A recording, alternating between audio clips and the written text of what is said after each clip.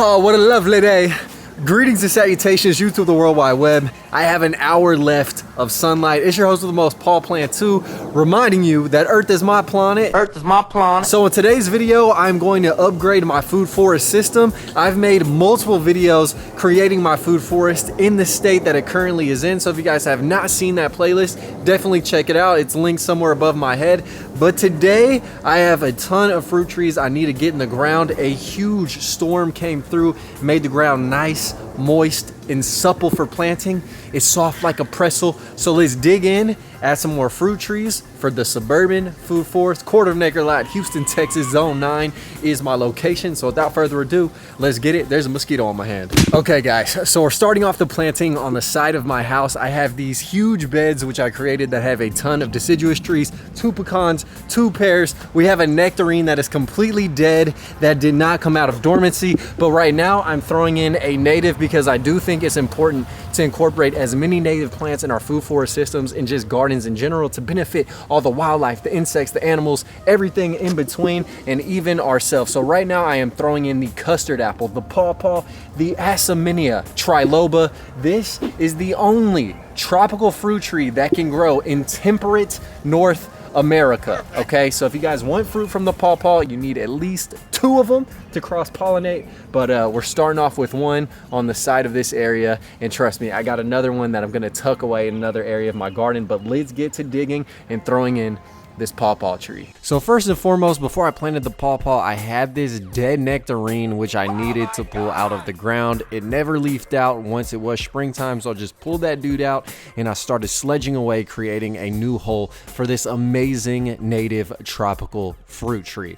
Now Paw Paws taste like a cross between a banana and a mango, and they can grow all the way from Ontario, Canada down to Houston, Texas, where I reside, which is amazing. So pretty much anywhere in between these guys can grow. They have really cool leaves, conspicuous flowers. Birds and mammals like to eat the fruit, as do humans, baby. So there are people who forage these in the wild. They don't keep for a long time. That's why you probably haven't seen them in supermarkets.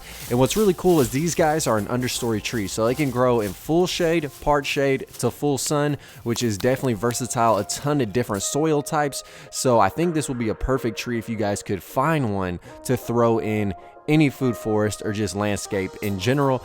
If you might not like the fruit, there definitely is a creature that will. So we have the Paw Paws in the ground, and I'm excited to watch them grow. Okay guys, so we have the Paw Paw in the ground, and the next tree we're throwing in is an ever-bearing dwarf mulberry tree. Now this tree was only $14 at Lowe's, which is crazy. I have never seen these before. They had a couple, so I had to pick them up. Now there is a native mulberry species. I'm not quite sure if it's this one. I'm gonna have to do some research on what this one's scientific name is actually called, but it is ever-bearing, so it will produce a ton of fruit for myself and potentially birds along the way. And the reason why I am planting all deciduous trees in this entire bed area on the outskirts of my property is because while Houston is subtropical, there have been some crazy freezes that have came through. So if I were to put more exposed evergreen like citrus or other semi-tropical fruits out here, they could get devastated by the harsh winds that blow through this area, especially with the street creating a wind tunnel. So that's why the deciduous plants that will survive any amount of cold you give them are all going in this strip. All right, so this little dude is going about 4 feet away from my giant pear tree I have right here, which is still in its infancy, but over time I'm gonna keep it kind of low cut. That way I can squeeze as many trees in this hell strip as possible. All right, it is go time, adding in the Morris nigra, or the black ever-bearing mulberry. And you guys can tell this thing was super root bound from just residing in such a small canister, but now it is going in the ground. Now the dwarf variety can get about 10 to 15 feet tall, which is definitely perfect for a nice suburban lot. This dude can grow in zone 7 all the way to 9. So if you live in a super cold climate, this variety might not be right for you, but there are native mulberries which I have in the backyard. I just saw this one at Lowe's and it was so cheap I had to pick it up. And mulberries can be an easy substitute for blackberries, so I'm excited to watch it flower, and hopefully I do get some fruit this summer. We shall see, but it's small, it's gorgeous, and I can't wait to watch this dude spring up. So the ever-bearing mulberry is in the ground and ready to spring to life. And now we are in the backyard. And as y'all saw in my previous video where I got plant on clearance, I planted a tiny satsuma right against this wall, and this whole wall I want to be covered with nothing but citrus and tropical fruits. So previously there were a ton of bushes that produced absolutely nothing against this wall, and I'd rather have the wall radiate its heat out during the winter time. So I'm gonna throw in 2 more tropicals, and the first tropical citrus is going to be this white pomelo grapefruit. Now, unfortunately, this guy did split in the wind, so I do need to trim him.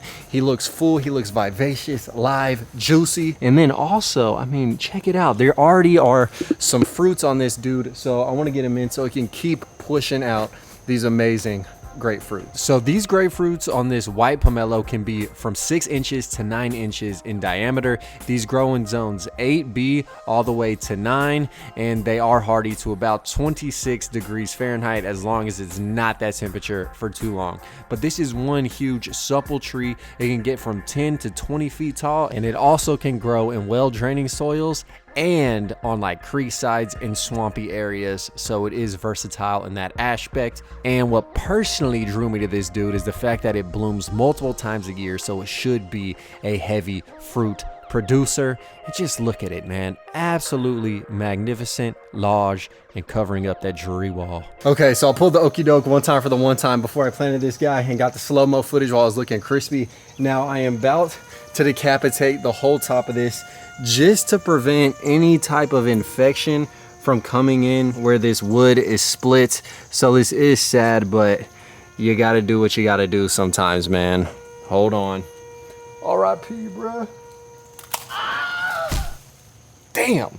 That fool just lost like 2 feet of height. So next up, we're gonna throw in this white guava. Now this dude has been on the verge of death multiple times, and these guys dry out really quickly if you keep them in a pot. This is a tropical fruit tree, so if it does get below freezing, this guy might die, and I acknowledge that. I go in knowing I am running a risk, but if you guys want to keep one of these and you live in any other climate that's not subtropical, just keep one in a pot. This dude was pretty cheap, coming in at 20 bucks. It is a white guava, so we're gonna throw him in the corner of this foundational area and just see how he does, and if he can thrive and survive through the winter, it will be amazing.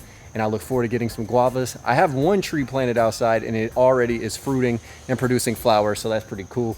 But let's throw in another one. All right, so the guava in and of itself is native to Mexico, Central America, and northern South America. And the white guava in particular has an extremely high vitamin C content. It is very sweet when it comes to guavas, but it is packed with seeds. So if you guys want less seeds, but also less sweetness, go with the pink variety. I have both in my yard, so I am blessed. If you want to grow this, grow it in zones 9 all the way to 12. Now this dude is only hardy to about 29 degrees for a few hours. It can lose its leaves in the winter if it is placed outside, but don't worry, usually it'll come back if it can avoid a freeze.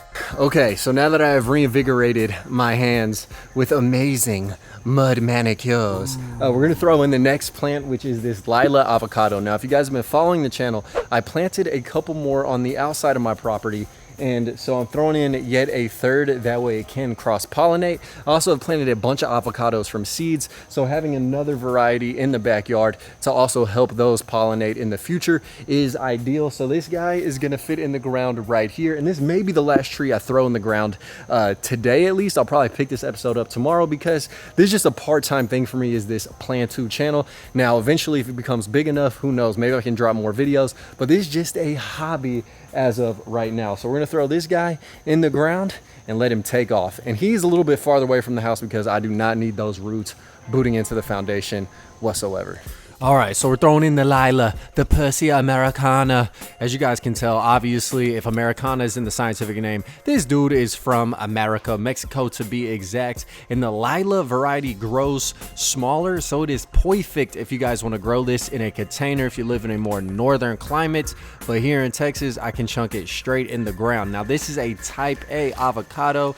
You need a type A and a type B to cross-pollinate. I have like 6 avocado trees that I planted, so I figured that is enough variety to get this baby pushing. And also, this dude is cold hardy to 14 degrees, zones 8 through 10, so it is a more cold hardy avocado species. Right now I'm just mulching it up, and check it out, dude. It looks absolutely beautiful. Can't wait to see it grow up over these next few years.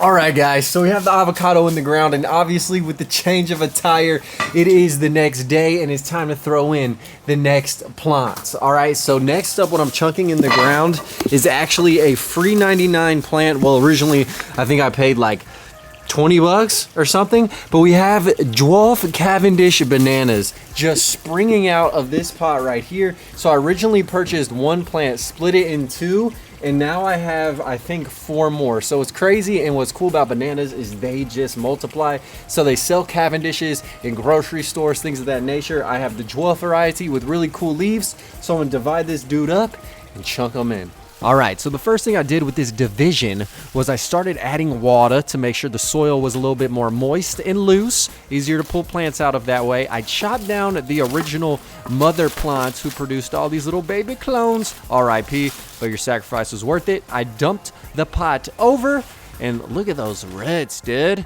And then I used a pitchfork. I went Shrek style, like a village idiot, and I started trying to pull the dudes apart. And then I promptly realized I could just use my brute strength once the soil was kind of loose, and I just pulled out the remaining pubs. Look at that little guy. Kid. Okay, so we have the Cavendishes divided up. We have a total of 4 new plants from one, and probably next year each one of these is going to produce 4 more plants. So we'll have a total of 16 plants as of next year, but now it's time to place these in areas that not only will make my backyard look more tropical, but will also hopefully produce some fruit from these guys as well.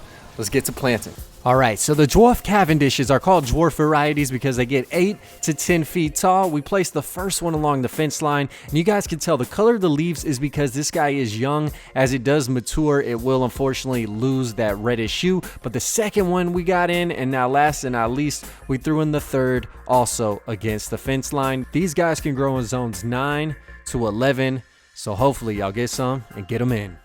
And all right, guys, there it is, man. The bananas are in the ground, and we are done with this food forest update. But before we skedaddle, the peach tree has some peaches in full bloom, in full force. I'm gonna see if they're ready to eat right now. I'm gonna go ahead and try this, dude. It matches my hat. We'll just see what's up. Bro. Fire. This is so good. Last year I ate some and they were premature. These guys are as fresh and juicy as can be. I have 2 more. Some squirrels or some other creatures have been yanking the rest off, so it's my turn to have this nice little harvest, and hopefully everything I planted today will provide some fruit and some dividends as well. If you guys did enjoy, please smash that like button. Stay tuned. We have a ton more videos coming up. Drop a comment down below if there's any fruit trees that you guys think I should grow or try. I'm getting in the tree layer first of the forest, then the shrub layer, then the ground covers and all that, but I'm starting off with what needs the most time to grow and establish itself. So we're starting off with the trees. But man, this peach tree has only been in for a year and we already have some fruit. It's crazy. Remember, Earth is my planet. Earth is my planet. And until next time, peace. Killing these songs, leaving a bloody life I roost to. And I'm in it to win it, so I'm somebody that you should get used to.